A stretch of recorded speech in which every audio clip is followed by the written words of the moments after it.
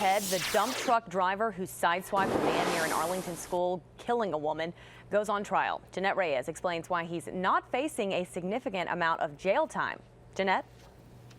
That's right, not significant at all. Marvin Valladares is due in court today for his trial for killing, as you mentioned, that young mother of three right along this road in front of this elementary school. That 39-year-old mother of three was placing her youngest daughter in her minivan when that dump truck driver came driving down this road and hit her. She was reported initially in critical condition and then later died from her injuries. But investigators say the 33-year-old driver was not on his phone, wasn't speeding or under the influence of drugs or alcohol at the time of the crash. He has been charged with failure to pay attention, which carries a maximum penalty of just 10 days in jail and a $100 fine. And he was fully cooperative when all of this happened. That trial is set for 2 o'clock this afternoon, and we will relay the latest information to you as it becomes available to us. Reporting live in Arlington, Jeanette Reyes, ABC 7 News.